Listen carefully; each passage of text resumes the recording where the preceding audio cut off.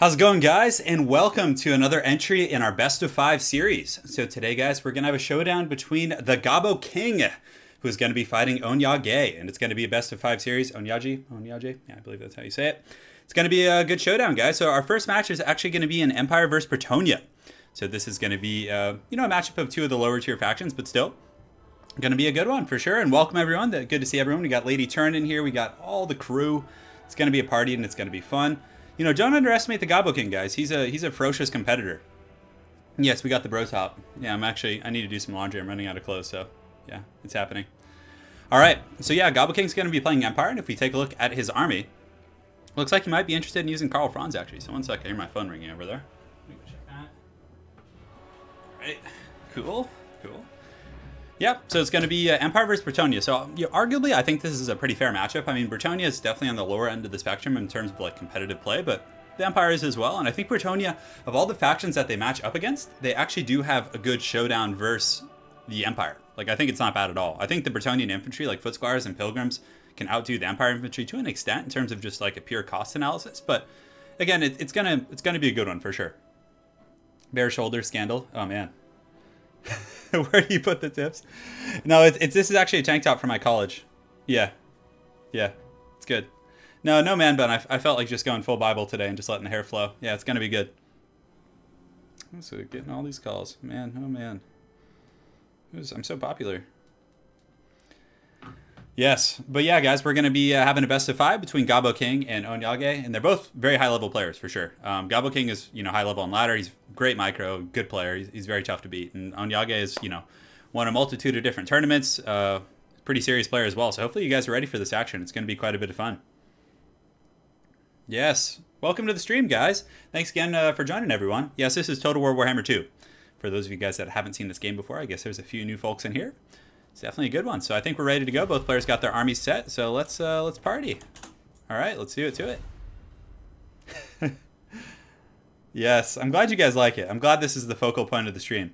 Yeah, these guys are both true heroes. I'm just glad that it's Empire versus Bretonnia because I actually feel like that's a pretty fair matchup. It's not like one that's lopsided, like playing Dark Elves versus Bretonnia, for example, or something like that. So I feel like it is one that's going to be pretty good for these guys. So yeah, we'll see how it goes. I mean, yeah, they're both very high-level players, and I know they were doing a few practice games beforehand against each other, so hopefully they'll be a little bit attuned to each other's, skills and abilities and everything. So we'll see how the magic happens. Corn Berserker says, "Turin, you're a mortal fool." Well, thank you for that. I really appreciate it. The intro song is called Ghost Cop. Ghost Cop? Yeah, it's like an 80s like synthwave song. It's actually on YouTube. It's free. You can just go download it from there. It's going to be good. So, if any of you guys in chat any of your mods in chat want to handle like a straw poll to see who people think is going to win, now's the time to do it. So let's go ahead and take a look at the Bretonnian army. So it's very old school Bretonnia. You can see some Royal Pegasus Knights up in the air, which I think is really nice. If you're going to be going with King Lewin or a Flying Lord, having that extra air support is going to give you that aerial superiority, so you can kind of dictate the pace of the battle up in the air. Now, also the Pegasus Knights are going to be threatened a little bit by the Outriders. They do have really good AP, but the Outriders are pretty quick. Not as fast as them, though. 84 speed to, I think, 115 on the Royal, or 105 on the Royal Pegasus Knights. But Gobbo King, does he have anything to protect those Outriders? He does. He has the Royal Altdorf Griffites. So these guys will lay an absolute spanking on Pegasus Knights, for sure. But again, they only have 80 speed. They're not nearly as maneuverable, so yes. Hey, you're welcome, Corn. You got it, man. All right, so aside from that, he does have a front line of peasant mobs. He's probably going to use these guys, obviously, as just a fodder unit. And what's really great, like a multitude of different matchups, right? You can have, peasant mobs or clan rats with shields or just any sort of like Dreadspear type unit or just low tier infantry in the front line. And if your opponent is using skirmisher cav, like Outriders and troops like that, you can actually then grab those troops and send them to just kind of intercept these guys and just kind of like waste their ammunition. And you can get a lot of good value for sure. Yes. Yes. So it should be pretty good. Aside from that, he's got Battle Pilgrims.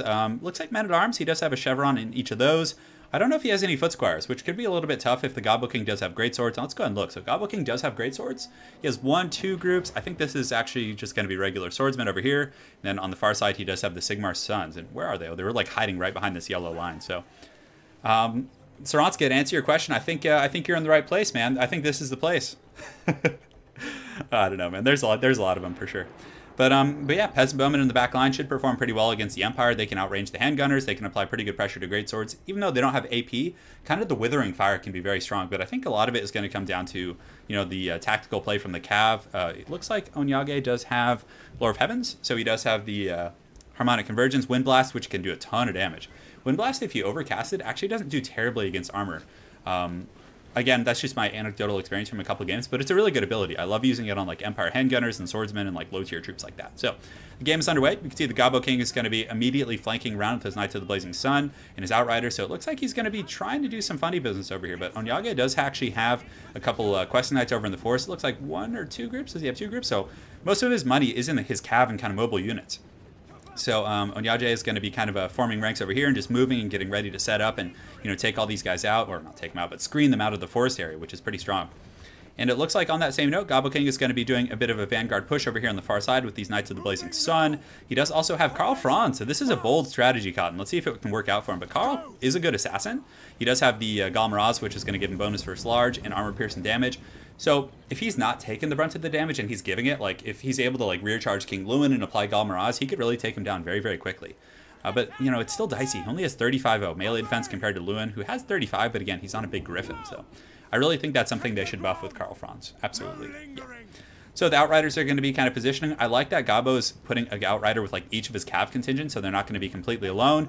In the forest, it looks like this is where the battle's going to be happening first, but this is very dangerous. Ondjage does actually have Questing Knights over here who are still hidden, and they're going to collapse right now. So this could be absolutely game-breaking, but Gobbo King, very quick on his micro, immediately pulls back, realizing there is an ambush waiting, and is able to recover from that. So very, very well played. In the front, you could see the Empire troops, the Greatswords, and all their buddies are going to be advancing on the front line of Bretonnia. And Swordsmen are going to be taking that arrow fire just great. He definitely would want to switch this archer fire onto the Greatswords. That would be my 2 cents. The Outriders on the far side are probably going to start shooting up at King Lewin. It looks like they're shooting into some of the Knights in the back, which is a good choice. But the Knight Errants are actually going to be running in and getting a really good charge on these Greatswords. That's going to be tough. King Louis gets in there and starts punting some of these guys. He breaks their charge, and then the Knight Errants, they don't do a ton of damage, but still a charge bonus is a charge bonus. And those Greatswords get massacred in the front line. So very, very beautiful play over here from Ondjage. But Gobbo King on the flanks is doing pretty well. You can see his Royal Outdoor Fights are in hot pursuit of these Bretonnian Knights. The Pegasus Knights are overhead. He's a little bit outnumbered on this front, but he does have some spears kind of pulling up here to kind of assist. But you can see the Royal Outdoor Fights actually do get engaged on very, very aggressively right there. A great engagement right there from those 2 Questing Knights, but there is going to be a regrowth going down, if I'm not mistaken. Flesh to Stone, which is going to augment their armor. Granted, the AP on these guys is so high, that's not going to help that much. I definitely would like to see more of a healing ability. So you can see from there, Curse of the Midnight Wind from Bretonnia is going to be going down. And in the back line, the Pegasus Knights and other company are going to be getting on these Knights of the Blazing Sun. So everything's going pretty well over here for Bretonnia. It looks like Ondjage is able to kind of isolate a lot of the Gobbo King's units. Karl Franz does have Galmaraz popped, and he's doing some pretty decent damage to King Lewin. I mean, check that out. If he could get these Outriders repositioned and start shooting at Lewin right here, he might have a chance of pulling this game out if he's able to kind of take out the Bretonnian Lord. But it looks like Louis is going to get away from Karl Franz. And the rest of the Empire forces here are pretty much all dead, so Karl Franz is going to need to do a huge tactical retreat right now, or else he's going to pretty much just lose the game. Over here on the far side, you can see some of these spears are able to kind of assist the Royal Outdoor Fights, and they're able to fend off these Questing Knights to an extent. They're all pretty low. There are some Outriders in the back getting some really good shot from the Gobbo King, so very well played there. And the main line's actually not going terribly, so Gobbo King decided to send his Knights of the Blazing Sun into the front line, which is, you know, a lot of people always think Cav are going to need to be pressuring flanks, right?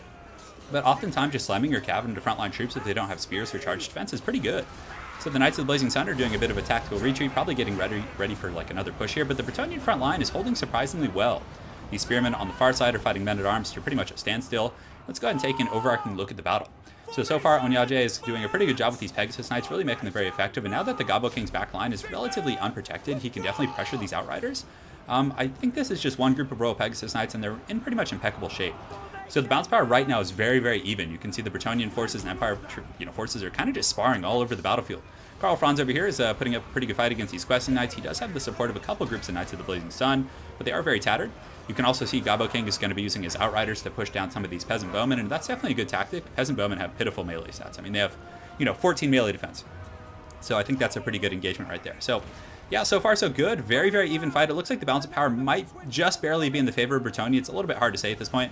But the Empire Infantry Corps is actually kind of prevailing, and he does have a lot of spearmen. So if he can kind of mitigate the effectiveness of, the Bretonnian infantry and form a bit of a Death Star with a bunch of spearmen and things like that, it might be kind of hard for Bretonnia to crack. Right here, the Pegasus Knights are going to get a great charge on these Knights of the Blazing Sun and this Jade Wizard. And this is very dangerous. If the Jade Wizard gets surrounded and killed here by, you know, the Bretonnians, that could be really, really bad for Gobbo King, because he's going to lose out on healing. He probably still has quite a bit of Winds of Magic. Looks like there is going to be an Earthblood going down right before he actually routes off here, but the Pegasus Knights, if I were Ondjage, I would definitely chase him off the battlefield, and it looks like that's what he's going to be doing. A very, very seasoned tournament player, for sure. In the main fight, the Knights of the Blazing Sun putting up a decent little last stand here, but it looks like the Questing Knights and other troops are able to kind of win this engagement. And the Bretonnians have actually kind of secured the middle point in the field. Gobbo King does have some spears coming in, which are going to do really good, you know, against these, these cav, especially the Knight Errants, who are pretty low tier, and against Questing Knights, who aren't necessarily meant for taking out like fodder infantry like these. You can also see the Sigmar Sons are going to be pushing forward. It looks like there are some Outriders still alive somewhere on the battlefield. Yes, there is a group of 37 getting some really good, healthy fire on King Lewin. So keeping him low is going to be, you know, one of the chances the Gobbo King might have for pulling this game out. You know, if Lewin lands in a very bad situation and Karl Franz is able to get him, you know, that could work pretty well. So Karl down here is going to be fighting against these Quest Knights. He will take a lot of damage with that low melee defense, but again, he does have 450 weapon strength. He hits very hard, so he should be able to do pretty well for himself here. So he does pop Galmaraz, which is going to give him anti-large and 566 weapon strength, so he's definitely going to lay a beating on these Quest Knights, which is very, very good. But the Empire troops are starting to get a little bit sparse. You can see there are kind of random contentions throughout the battlefield. There are 62 Greatswords here. This is actually a really risky land from Ondjage right here, because these Greatswords could easily just turn around. They have Earthblood, and you know they have really good AP, so they should be able to cut down these Pegasus Knights pretty quick if they stay in sustained combat. If they pull out, they should be fine, but if they stay in fight, it's going to be really, really bad for them. So you can see he does pull out there. Very, very good micro. And the Bounce Power is actually being pulled back, so it looks like the Empire and Gobbo King are rallying in the 4th quarter. So what an incredible game. I mean, these two players are both very, very evenly matched. And over here you can see these Outriders are going to be repositioning. And if they're able to get a couple volleys on King Lewin, man, that could... Yeah, and you guys can see as they shoot King Lewin, the bounce part just barely shifts a little bit. Looks like Lewin is going to be landing in some Spearmen, which is a very dicey engagement. Granted, they are pretty low, and he's probably looking to just terror route them. And, of course, you know, charge bonus in their rears when they're not really braced for it is going to be pretty strong. So Karl Franz over here is able to do a pretty good job for the Empire, and you can see the Outriders applying some really, really good pressure on that guy.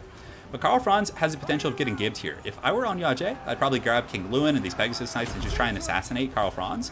He's, you know, he's alone, he's isolated, he's surrounded by a bunch of infantry. It's going to make it even harder to get away. And Gobbo King's best bet right here, in my opinion, is to grab these Outriders and just focus down, you know, King Lewin and hope that Karl Franz can get 1 or 2 really good, kind of lucky attacks on him, and they can trade Lords. Because if they trade Lords, he might have a chance. But it looks like the Gobbo King with the Sword of Corone is going to get dragged down, because that's really going to augment the strength of these Royal Pegasus Knights. So from there, I'm pretty sure that's going to be GG. Looks like the Spearmen and other troops are fighting on the periphery, and the Outriders did very well.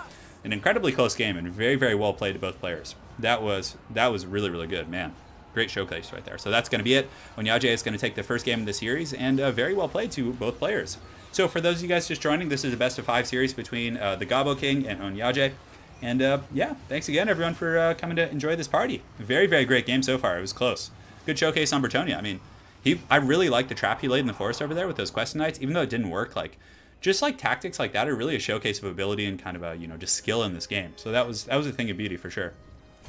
And the fact that like Gobbo King was able to almost make Karl Franz work, and Karl Franz is one of those lords who's very like risky. I mean, he's very squishy. I mean, he almost made that work. Like you guys saw, he was like behind on the bounce power, and then he pulled it back, and like it was just impeccable play from both players. So very well played to both of them. So let's go ahead and jump in and talk to our competitors and see what they have to say for themselves. All right, here we go. Going over to the Discord chat. All right, guys, well played to both of you. So Ondjage, tell me about your keys to success, man. Yeah, the initial trap was pretty good. Yeah, you're saying the trap in the forest with the Questing Knights? Yeah, you saw me setting it up as well, I think. Yeah, that was a thing of beauty for sure. And I was hoping he would miss it while I was trying to make moves with Luen on the other side, but he caught on pretty fast. But I was able to, luckily because of the Peg Knights, I was able to get some value, so killed half that unit pretty early. Yeah, absolutely. That was a really nice trap for sure. It was a wild back and forth fight. So well played to you, man. And Gobbo King, what would you say? Karl Franz, man, haven't seen him in a while. Yeah. Well, I mean, if we gotta have the duel of the lords. That's what people want to see. You gotta give the people what they want, right? And you know, you actually made it work really well. Like when he was dueling King Lewin on the ground with that Galmaraz, like he got him down to like half health. I mean, I feel like were you expecting that, Ondjage? No. I wasn't actually looking at Luen for a while because I figured it's Luen, right? He's gonna do well. Yeah. But he just got curb stomped, man, so hard. Yeah. It's because of the melee defense is so low on him. Yeah. And Karl Franz is so high on the attack department, so he's gonna hit like every hit with 600 damage.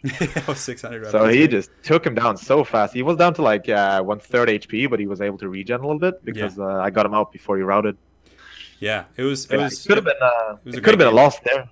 Yeah, it was really close. And Gobbo, I really liked your play with the Outriders. I thought that was a nice little niche. And Yeah, I've learned that I just can't trade. But I have learned that I can run away very quickly. So I decided if I can just stay away from his archers, maybe I have a chance. sure. Yeah, Yeah. those Outriders are really pesky, actually. Yeah. Those guys were they were very good. I mean, they got a ton of damage on King Lewin, gave you some good pressure on Yeah, the we're Quest Knights. making the meta right now. Yeah, it was you guys are breaking the meta. It was glorious. So well played to both you guys. We're gonna jump over to game 2 and make sure to change the map, and we'll see you on the battlefield. Yeah. All right, guys. So now you've heard it from Ondjage and the Gobbo King. You've heard their analysis of their own play. Let's go ahead and update the scoreboard real quick here. So let's go ahead and do this. And oops, didn't want to delete that. God, I'm such a peasant when it comes to technology. I just know nothing. All right, there we go. Ah, look at the magic. We made a number appear on the screen. Yeah, that was a great game for sure. All right, guys. So now we're gonna go to game 2 in the series. We're gonna see who does it to it. Yeah. King, well, I actually didn't say that, Robert. Yeah, that was someone else. But yeah, King Lewin and Karl Franz both have 35 melee defense. Karl Franz will have that higher melee attack, especially with Golem popped. I think that applies to melee attack, if I'm not mistaken. No, it's anti-large plus weapon strength. So yeah, he's going to be hitting pretty consistently for sure. Yeah, Bretonnia won. Yeah, absolutely. Yes. All right, guys. So yeah, it's time. The Gobbo King's going to be playing his people. He's going to the Greenskin, so he's going to be using Wurzog, it looks like. He has some Savage Orcs. He has Savage Orc Biggins with a very good anti-large bonus, obviously. So they can perform pretty well. Black Orcs in the front line. He has some Orc Archers, which I do think is the way to go. The Orc Archers can beat up zombie summons, so if Ondjage is really good about summoning zombies on top of the Archers, the Orcs are going to be able to kind of beat them up and actually fend them off and then start shooting again, much faster than Goblins, who would probably get like Terror Routed and Fear Routed off. So, yes. Oh, man. Oh god, are we getting spam bots in chat again? How does that even happen? How do these spam bots find my little Total War stream? Yeah. Oh man, you guys have money on the Gobbo King? I'm gonna let him know that. So when I go to chat with Gobbo King between the next game, I'm gonna let him know that you guys are putting money on him for sure. Yeah, I think he's from a Nordic country. Yeah, Ondjage. I'm not sure though. If you guys want, you can ask him when he joins chat later. I don't know. That was a really close game, guys. That was seriously back and forth. That was a really back and forth. Robbie Lawler or Dos Anjos? I don't know, dude. That's so hard. That's a really hard one to say. Probably, man. I can't call against Robbie Lawler. I mean, he wins a lot of good, like, close decisions too. I feel like the judges love him, but Robbie Lawler probably for sure. So Gobbo King's army, I definitely like Wurzog. It's a bit of a risky pick, but FG of the Get is going to be very good against big monsters. So, for example, one of the classic tricks that Greenskin will use against, factions with monstrous units or, squishy lords like vampires is they use Wurzog. They put Wurzog out like next to a giant, just a little bit offset. And then when the enemy lord comes down to attack Wurzog, they then grab their giant and effigy him and start clubbing him. It's just brutality for sure. So it's good. Yeah, I honestly really like this build from the Gobbo King. He has a healthy firing line. He has Morgub's Meiji Marauders. The one thing that could be a little bit dicey is he doesn't really have anything to contest the Cav game. I would like to see, like, I don't know. It's hard because Blood Knights can pretty much run shop here. He's going to have to use effigy and like goblins and things like that to just kind of wear down those Blood Knights if Ondjage does decide to bring him. But I have a suspicion we're probably going to see a couple Terrorgeists. I think that's one of the more competitive ways to play the games, for sure. Yeah. If Gobbo King wins, I'll donate him at least a tenner on his next stream. All right, I'll tell him that. I'll tell Gobbo King that there's financial stakes. Maybe that'll light a fire under him if he goes down this game. We'll see. All right. So for Ondjage, it looks like he's going to be using a Mortis Engine, which is pretty good. I mean, the Greenskins don't have a ton of ways to kill it, I guess. I mean, they do have the firing line, but they don't have like mobile threats that can really chase it down, especially the Claw of Nagash. So if Gobbo King's able to kind of maintain a stable firing line, I think he'll be in really good shape this game, to be honest. So it looks like Ondjage does have a couple of Black Knights. I think just two groups of Black Knights, and one group of Blood Knights on the far side. So Gobbo King definitely has the superior kind of infantry corps. He's probably going to win this engagement with the Black Orcs and, the Savage Orcs and things like that, but it looks like Ondjage does have a ton of mobile threats. He also has some Cryptors. Cryptors will get massacred by Goblin firing lines and, the Orc errors, and then they're also going to go down really quick to the Savage Orc Biggins. But it's really a matter of getting those guys on the right targets because the Vampire counts have really good displacement. They can summon zombies. They can like muck up your good units with low tier units and then isolate your other targets that they want to go after. So the Vampire count matchup is it's going to be very touchy. But it's really, like I said, the keys to success for Gobbo King are going to be his firing line with Orc Heirs in the back, and for Ondjage, his keys to success are really just going to be protecting that Mortis engine and summoning zombies on the appropriate targets, and just, you know, getting like his fodder units, like his Graveguard. He wants Graveguard fighting Savage Orcs who don't really have good AP. He wants things like that for sure. Yeah. Yes, yes. Hey, what's going on? We got Italian Spartacus in here. All right, welcome, man. Yeah, so there's some rumors in chat that Ondjage's vampire counts are unbeatable. So we'll see if the Gobbo King can make it happen here. The glorious lady Turin handling chat, kicking out all the spam bots. Thank you, darling. Much appreciated.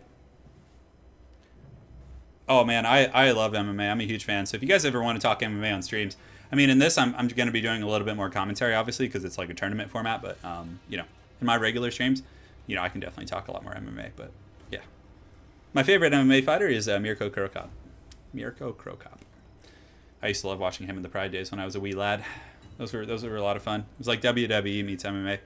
All right, so the forces are deployed. You can see over here on the far side, it looks like there is a Vanguard deployment of the Dire Pack. So there are some decent targets for the Dire Pack, but it looks like Gobbo King doesn't really have like calves, so they're not going to have a real good home. If they can still get in and kind of disrupt some of these archers, that'd be nice. And honestly, if they can get a you know, just hunt Warzog, that's probably their best task. And also if they can kind of get us around on this giant, I think that could be really good for sure. Yes. Yes, good. Thanks, Dakamore. Appreciate it, man. All right, so right here you can see Manfred von Carstein is going to be kind of positioning. We do have to watch out for Zombie Breath. So it looks like he's just going to be using the Zombie Breath or maybe a Fate of Buna. I think that's probably going to be his choice. So he does have Manfred, so that means he has access to Lore of Death, and he also has a, you know, Invocation of Nehek and Raise Dead. So he's got a lot of tools in his arsenal. Spirit Leech is also going to be pretty good against Warzog, who doesn't have any magic resist. Looks like the Blood Knights are coming in here. He does have to watch out for FG of the Get, and it looks like the Morgub's Mangy Marauders are going to be cackling.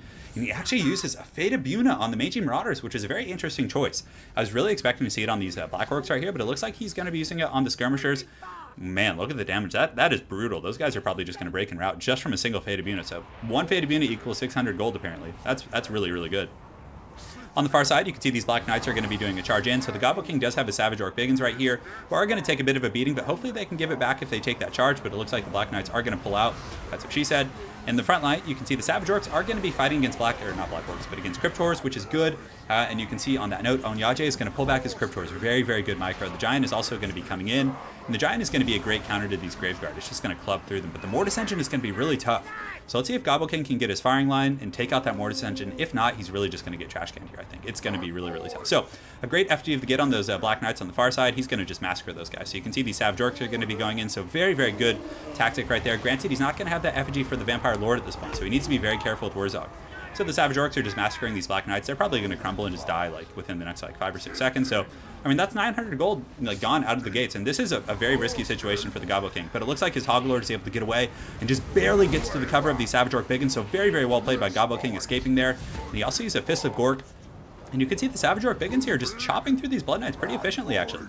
The Dire Pack is going to be coming in the back. The Gobbo King does pull his AP Gloonies, and he's able to kind of screen. And the zombie summons going down there aren't really going to do much, because the Gobbos are going to be able to fend them off. The Rusty Airs definitely need to get some sort of a retreat here. This is going to be tough. And also a big issue for the Gobbo King is the fact that his front line is getting just melted by this Mortis Engine. There's no pressure on the Mortis Engine at the moment. The Vampire Lord von Karstein is taking a lot of damage, but the backline's going well for Gobbo King, I would say. He was able to kill those Black Knights very easily. His Giant and Black Orcs are in pretty good shape over here, so they should be able to collapse on this part of the formation. And if he can then secure his back line and finish off the Blood Knights and all the other threats in the back line, he might be okay. So you can see these Black Knights are coming back in. They only have 18 models, but still they can do a little bit of disruption. The Giant looks to be coming back to protect the archers. He definitely probably wants to get it on some of these armored units. It's a very good fire on Manfred von Karstein, but the Pounce of Power is very, very heavily favored in the Vampire counts right now. Surprisingly, I actually thought it was a much more even game than that, but the fact that Warzog got like slayed a little bit right there, I think that, you know, Manfred was able to really lay a beating on him. But it looks like he's going to rally. His leadership is back up to 49. Looks like there is going to be a Spirit Leech going down. Oh, this is so bad for the Gobbo King. So you can see on the low ground, the Dire Pack is coming back. They're on the hunt. They're going to be going after this hog right now, and they have that anti-large bonus, and this poor pig, the wild hog, is going to get hunted by all the Dire Pack, and you could just see them nipping at the heels of Warzog right here. You can see he's riding and trying to summon some help from some of his fellow boars, but I think he's in a little bit of trouble, guys. These Orc Air Boys are putting some good pressure, but really, I think with Warzog going down like that, that's probably going to be GG. The Giant here is doing a good job in the front line. And honestly, the rest of the engagement isn't bad for Gobbo King, but losing his Lord like that to Manfred and that Dire Pack are just going to be absolutely backbreaking. I don't think there's going to be any coming back at this point. I really, really think it's going to be over from here. So the Cryptors have gotten into the back line, which is always bad. I mean, obviously they're not going to do great against like traditional orcs, but still, I mean, they're more designed against like black orcs. But they're just going to massacre these orc boys. They're archers at the end of the day. So over here, these Blood Knights are kind of surrounding around the Claw of Nagash, and this is going to be really tough. That Claw of Nagash is just draining all the Greenskins. That was one of the biggest issues. There wasn't really much pressure on the Claw of Nagash. Maybe having the Giant in the middle, just chasing the Claw of Nagash. And if the Claw of Nagash then ran, it could just fight the Graveguard. I think it needed to be screened out of that battle. So the Gobbo King, I think, has lost his Lord. His backline is pretty much 100% compromised. He does have the Rusty Airs back online, who can apply some decent pressure to these Cryptors, but you guys can see the bounce power is so heavily in the favor of the Vampire counts. I think Manfred was able to just have his way. A really, really good, Fate of Una in the beginning there. Tristan, how you doing? I'm very good, man. Yes. Yes. Yeah, Wurzog's pretty... I actually think Wurzog is very good, but, I mean, it's dangerous, because he did get caught. Azak could have been a pretty good choice as well, because he can outrun Manfred. He has Spirit Leech, Fate of Una against, like, Black Knights and things like that. So there is some give and take there, but Gobbo King had a really excellent FG of the Get early in the game. But, again, like, Ondjage was able to just really control the battlefield, and you guys saw how impeccable his micro was. He was able to pull back those Cryptors and then just, like, re-engage them, get them on the appropriate targets. He played very well. His cycle charging with the Cav, his focus with the Dire Pack to not waste them early. And then when there was an opportunity to get Wurzog isolated, Ondjage like just struck. He just came in and just did it. Like that was heavy duty. Yeah, it was pretty incredible for sure. Yeah, so well played. Well played to both players. That was a more of a quick game, but still it was a great showcase of the Vampire counts. I mean, and if anything in the series, guys, if you want to like, yeah, it's that Vampire count build was nasty. I mean, he's clearly a very seasoned Vampire count player, so that was pretty great. So, all right, so let's go over and talk to our competitors and see what's going on. All right. You just need. All right, guys. GG to both of you. So, Ondjage, tell me what your keys to success were. Well, it's Manfred, man. Yeah, I was surprised to see how effective that Fate of Buna was on those Meiji Marauders. Like that just decimated those guys. Yeah. The thing is, I know that I know this because I've done this and it's happened to me so many times. Yeah. Because Buna is an overpowered spell, it against cavalry. Yeah. It absolutely decimates bow cav. As you saw me casting it on the one of the Black Orcs at the start. I did. And I was actually half a second from casting it on those guys, and that would have been disastrous for me because I really wanted on the Mogrubs when you can. Yeah, because they would have just been able to kind of poke your Lord with impunity and apply a lot of good pressure for sure. So that was definitely a very good target. I wasn't expecting it. I honestly thought the Black Orcs would be the better target, but you certainly proved me wrong. Oh yeah, the Buna targets is always best on Cav and bow Cav. Got it. Yeah, well played, man. So Gobbo King, how'd the Hog Lord fare? The Hog Lord did fine. I think the keys to failure was the Giant. Yeah. I mean, it's a real difference between playing on quick battle and playing like top level like tournament players. You can't. Yeah. The level of understanding definitely changes. Yeah, absolutely. It's a night and day difference. Yeah, I did not realize just how bad it. I thought, oh, Fate of Una's going to drop him to half. No, that was wrong. Yeah. It was like, they'll be fine. They were not fine. Yeah, it was. Another important thing to note though is the Giant is very good if you give it focus, but if you just completely ignore it and just send all your important units away from it, it does basically nothing all game. Yeah, it's too slow. Yeah, I'm just so used to finding the Terrorgeist builds on ladder that I'm like, oh, I'll just take the Giant and smash it. And Ondjage is like, yeah, I'm just gonna walk away from it. Yeah, absolutely. The Mortis engine, the Claw of Nagash also would have made it much harder for the Giant to apply any pressure. So that It was a great showcase of the Vampire counts for sure. Because again, myself, I always run into the Terrorgeist build. So when I saw the Gobbo King's build, I was like, oh, he's gonna have good answers against Terrorgeist with FG of the Get and the Giant being able to, spank him down and laying that trap with the Giant and Wurzog. But ultimately, your build was very solid against it. Yep, it works out. All right, guys. Having some Cryptors on the dogs, man. Yeah, the Dire Pack was pretty good for hunting the Hog Lord himself for sure. But yeah, well played, guys. We're gonna jump over to game 3 and we'll see you guys in the battlefield. Yeah. All right. All right, so you've heard from our competitors, so let's go ahead and update the scoreboard here. So it's currently 2-0 for Ondjage, so definitely some bringing the heat right now, guys. So we're going to see how it goes. Yes. Oh, man. Chat's getting a little bit wild. And, guys, my apologies for not being able to pay as much attention to chat during these type of streams because, again, it is a bit of a tournament format, so I like to really focus on the games. But it looks like we're going to be getting a High Elves versus Dark Elves. So I'm eager to see what the Gobbo King does. I always felt like the Dark Elves have a slight advantage in this matchup, but, maybe we'll learn something new today. So Yes. Italian Spartacus has a wrench next to his name because he's a moderator. Same with Lady Turin and the rest of the folks.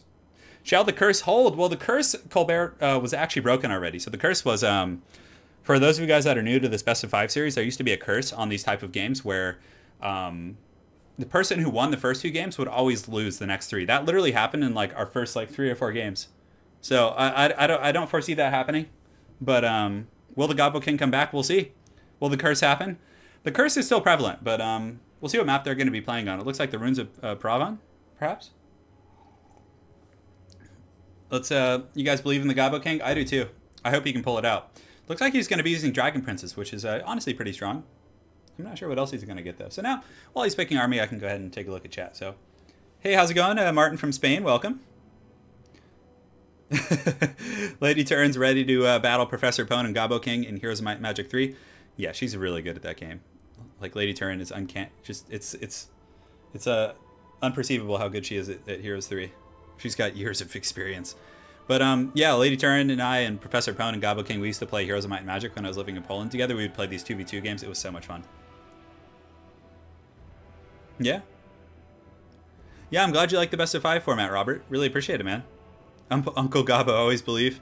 Turin, can you please check the Call of Warhammer mod? I can take a look at it, yeah. I don't know if I would put a lot of time into it. I really like kind of Total War Warhammer, but yeah. Turin, what do you think the Gobbo's best faction is? Hard to say. He's really good with the dwarves, actually. Yeah, he's a really good player. I mean, he's really good with Greenskins too. Yeah, yeah. I mean, Gobbo King's good with a lot of different factions, but a lot of YouTubers like myself and Gobbo King and Dov and all these folks, John Ton, everyone you can really think of, Shadow, Janet. We all kind of suffer from the pitfall of playing entertaining builds. So what we do is like we may be really good players with good micro, but we play a lot of fun builds on ladder to kind of be entertaining and really kind of put on a show for people, which is cool. But it also, when you then go play a very competitive player, it kind of can be a bit of a crutch because you're more practiced with these like Haggard builds that aren't going to win against a really competitive player. So we don't like min-max as much. Granted, like for me, for example, I feel like I'm a very good Chaos player. I feel like I'm probably a top-level Chaos player. But aside from that, like I don't have too many factions that are very heavily practiced. Chaos is the one faction I play very like heavily, and I only play like the cutthroat builds usually. Yeah. Yes. Oh man. We're doing it to it. Is Poland real? Yes, Poland is real. Yeah. Yes. Poland is a glorious country. I was there for about 2.5 months. So I lived with Lady Turin out there for 2 months, and then we went to Greece for like the last 10 days of my vacation out there, and it was super fun. Anna made friend with a local cat in Greece. His name was Coco. It was a nice little cat. Gobbo King's going to be using Keklos, which is honestly a pretty safe pick. He's very hard to snipe with the Potion of Croy. White Lions, Phoenix Guard, he does have Lothern Sea Guard, Illyrian Reaver Archers. I honestly really love this army. It's very good. His front line is probably the only place that might suffer a little bit, but if he's able to use that Frostheart Phoenix to help out, should be okay. Illyrian Reavers can greatly outclass the Dark Riders. Like, they can beat them in melee as well as with range, so there's the 2-for-1 there. It's the big issue, again, in this matchup is it's really going to come down to Malekith for sure. That's going to be one of the biggest issues, like hands down. Will the curse rise again? So if this goes 3-0, perhaps we can, like, since they're pretty quick games, we could actually make it a best of 7. And we'll see if the competitors want to play more. Like, if they just want to play to a best of 7, then we can easily just do that and just change the format of the stream. I'm totally fine with that, as long as they're a game. I don't want to, interrupt their days or anything. Oh, no flexing for me, man. No, I'm not that guy. I actually literally just I have like 4 t-shirts left in my clean laundry pile, and they're all like green, so I can't wear them with my green screen or else I'll disappear. Yeah. What do you think CA should do to improve multiplayer? Well, I think that when you go into matchmaking, you should have to pick your army beforehand. So it's just like StarCraft. You pick Protoss, you click Q, and you get an opponent. You don't get to dance around. I think that's really miserable. Also, I think there should be a more severe penalty for dodging. I think that if you dodge a game, you should have a 15-minute penalty where you can't queue up again. I think there needs to be kind of things to make it a little bit more serious, so people can't snipe you. They can't they can't like race stance where they kind of just like choose different factions. There's a lot of things like that would be really good. I mean, obviously Avatar Conquest would be cool, but those are just the bare minimum fixes I would really like to see. Maybe strict tightening up the MMR system. Granted, there's not so many people that play multiplayer, so oftentimes it can be hard to get like games. So I see where they're going with that. Yeah. Yeah, the fine match bug, fixing that would be nice too. The clean laundry pile. Yeah, there's no such thing. A floating head of doom. You guys want that? All right. So, guys, we're in Game 3 in this best of... could be a best of 7. We're going to see what the competitors want to do if it ends up being a best of, if Gobbo King isn't able to take this game. For Ondjage's army, it looks like he does have some Bleak Swords. He's got Blackheart Corsairs, Witch Elves, a couple groups of Cold One Knights. And the Cold One Knights are okay. They do have Rampage. So if Gobbo King is able to get a really advantageous engagement on these guys, it could be good if he could like taunt them into some spears with that Rampage. But you can see Ondjage is going very, very heavy in the Cold One Knight, so he's going to have a ton of cav. Thankfully for the Gobbo King, he has a ton of spears, mobile units. He has Phoenix Guard in the back line. Looks like there are some Dark Riders down here on Vanguard from Ondjage. They're going to be lurking on the low ground. But, I mean, he has Lothern Seaguard. Nothing here is going to be terribly vulnerable to those guys. So I really actually like the Gobbo King's build quite a bit. And of all the games they played henceforth, this is probably his best looking build in terms of having a real good chance to win this here. So the Illyrian Reaver Archers up on the high ground here, you can see they have 31, 25, and 27 in their respective combat stats. If you compare that to Dark Riders with their repeater crossbows, they have 18, 16, and 24. So these guys can not only outrange them and beat them in the missile game, but they can also beat them in melee. So there's definitely some variables going on in the Gobbo King's favor here. But Ondjage, he obviously knows what he's doing. He's probably got some shenanigans up his sleeve. You can see he's got a ton of infantry. I mean, his infantry might even be better than the Gobbo King's. He does have Harganeth Executioners. So if the Gobbo King can do some pretty good focus fire on these Harganeth, like before the fighting starts, that could be very prudent. You can see the Illyrian Reavers are going to be shooting at Witch Elves, which is pretty much the best case scenario. I mean, they're unarmored. They're very, very easy targets. The Frostheart Phoenix, I would probably honestly use that in the mainline engagement to provide that -8 melee attack and those other kind of combat mitigations. And you can see Ondjage is coming right into the firing box of these guys and taking a bit of damage, but he's able to kind of strafe out before he takes too much. Had he sat there for another second or two, that could have been very bad. But honestly, the Dark Elf infantry line seems a little bit stronger with those Harganeth Executioners. And those Lothern Seaguard doing some heavy lifting, and it looks like Malekith is going to be wasting some of that ammunition. So the Frostheart Phoenix is going to be scouting the forest, flying over the battlefield. On the far side, there are some Dark Riders coming up the hill, and they are going to get into these Lothern Seaguard for free, probably. I don't think Gobbo King does see these guys. He's probably going to want to pull back some of these Illyrian Reavers to help out there. So in the mainline fight, the White Lines are going to massacre these Bleak Swords for sure. I mean, this is going to be a very good engagement for the Gobbo King here. And you can also see the Phoenix Guard are in reserve, but that's a very good charge right there. That's going to do a ton of armor-piercing damage, but they do overcharge into these Phoenix Guard a little bit, which is going to be good for the Gobbo King. But honestly, the Dark Elves do have a much better front line. It's wider. I mean, it just has more pressure. But let's see what he can do with the Phoenix. So the Phoenix is lurking nearby. It looks like the Dragon Princes do get caught in a taunt from the Witch Elves, so that's pretty much the worst case scenario for the Gobbo King. Looks like there's going to be a regrowth coming down. The Illyrian Reaver Archers are applying some decent pressure into these Witch Elves here, but this is a really, really bad engagement. Like, these guys, this is a lot of money lost, but a pretty decent little nets of Amnitok. Unfortunately, he can't pull out these Dragon Princes. They're just taunted and kind of trapped right there.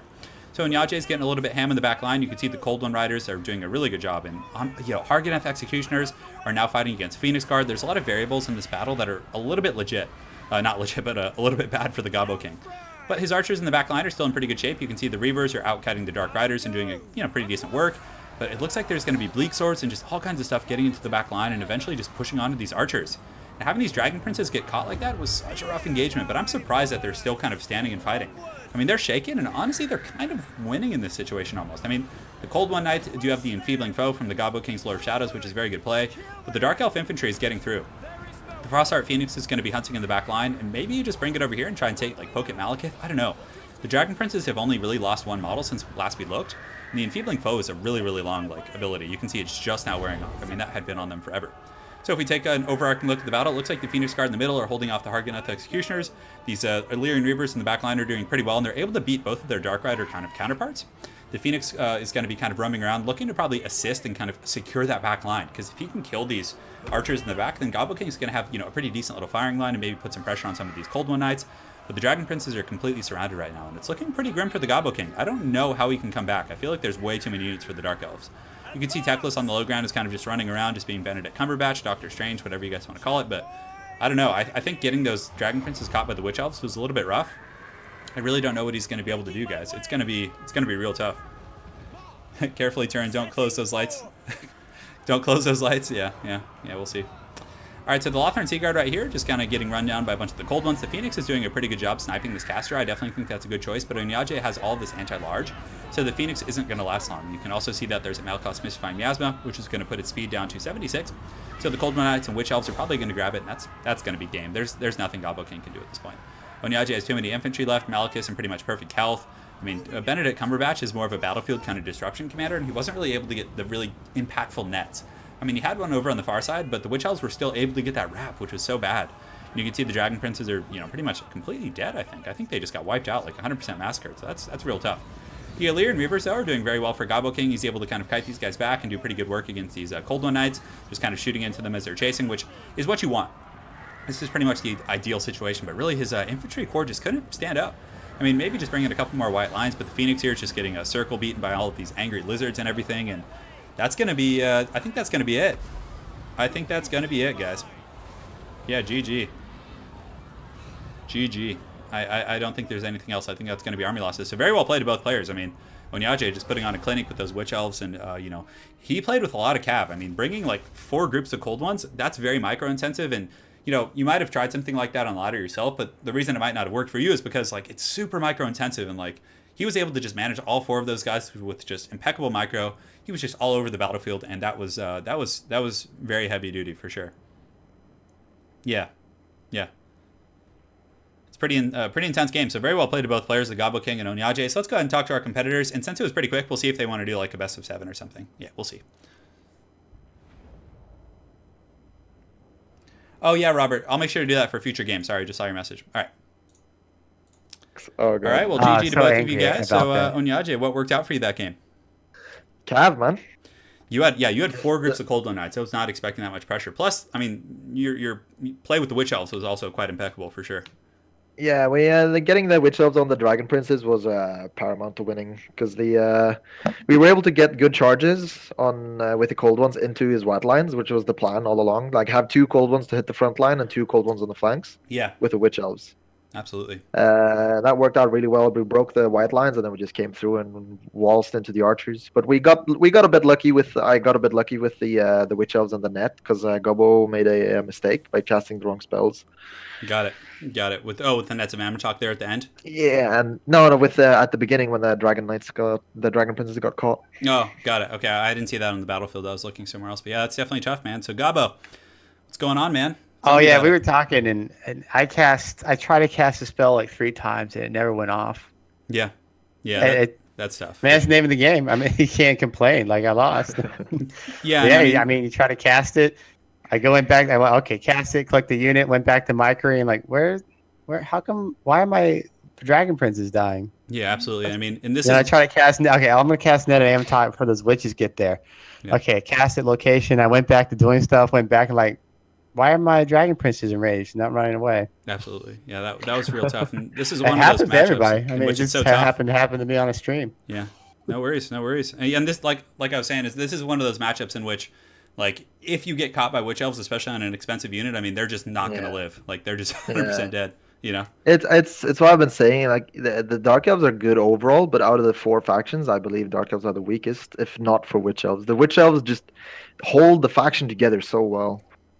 Because you're able to trap the units and just get these clutch engagements that just win you the game. Yeah, absolutely. I mean, it was definitely a good use of those guys. But so, guys, you know, a lot of people in chat are calling for a best of 7. So I don't know if you guys are down to play a couple more games. If not, we can always end the stream here. But it's I don't care as long as when I click the spell, it goes off. That's all I want. All right, I'm calling it because he kind of wanted to play Dark Elves as well, so we could swap around. Sure. I don't care. Dark Elves. So you guys are down to play a couple more? I don't care. I mean, if the people want to see any kind of matchups, I'll play it. I don't mind. All right, so it's now officially a best of 7, guys. So we'll see if the Gobbo King can sweep with how many games? Yeah, you would need quite a few here. Yeah, for sure. But yeah, thanks again for playing, guys. I really appreciate it, and we'll see you guys on the battlefield. All right. All right. What do I want to do? Well, I guess it's good. All right, guys. So you heard from our competitors. Yeah. So it was pretty quick there. So we're gonna keep going, guys. Yeah, Frank's going hard in the paint. They're having a little bit of a role reversal. So, well, if it's quick like this, like I feel like it's prudent to add a couple of games. And personally, for myself, it often takes me like 2 or 3 games to really get warmed up and like competitive. So maybe that'll help him out. We'll see. Yeah. So Ondjage will need to win the next 2 games for sure. But you got to give Gobbo King mad props. He's taken on one of the best players in Total War Warhammer and putting up good fights for sure. I'm excited by Total War Bretonnia. Yeah, for sure. I'm going to be playing that on the channel. Lady Turn and I'll play it together. Yeah, he's a seems to be a really, really good player. Like, his micro is on point. Have I played Dark Omen? I have not. Yes. Ondjage OP, please nerf. Yes, Ondjage has a Twitch, and at the end of the stream, we'll be linking to his Twitch, and then also when the video's up later, guys, there's going to be a link in the comment section to his Twitch channel, as well as the Gobbo Kings channel. Yes, Ondjage does stream on Twitch. I don't think he's been doing it as much lately, but he said I think he wants to get back into it, so by all means, like, we'll link you to his channel, and please follow him. Oh yeah, he would probably take me out for sure. I mean, I have a feeling that if I played like 10 games against Ondjage, I'd maybe win like 2 or 3, which is, you know, I'd take as a heavy accomplishment. But even then, I mean, that's even a guess. Like, I might not. Who knows? I mean, he's obviously a tournament player, and like I said, you know, I don't often play super competitive builds. I mean, I have good knowledge of the game for sure, but I mean, maybe with Chaos, I think I could get a game. It's hard to say. It's really hard to say. All right. The problem with me playing in tournaments, Potty, is the fact that I have really bad wrist tendinitis and carpal tunnel. So I can play like 3, 4, 5 games in a row, but after that, I start to get extreme pain in my hand. You know, so it's a little bit tough. It's a little bit tough. Yeah, I can't play all day. Those tournaments are like long, long games. Hey, Adam V, thank you for the donation. So Adam V says, Ondjage, let's see some Franz goodness. Well, maybe he'll play Empire. We'll see. Hopefully he's reading chat, because in between games I can go and tell him, but right now I can't. So, yeah, thank you again, man. Really appreciate it. It is happening. Soothsayer, Zyphos, and Romulan Dog are top 3 according to Shetland Apache. Cool. Yeah. I mean, the best of 5 series isn't just open to YouTubers, but typically I want it to be high-level players. Or, you know, YouTubers, high-level players, that kind of thing. So then we can get, like, good series, you know, good gameplay and, like, competitive matches. There was whispers of perhaps a Lore Master of Sotek versus Italian Spartacus best of 5, the lore battle. I don't know if you guys would like to see that. If you would, let's hear some hype for it in chat. I think that'd be very fun myself. Yes. Oh man.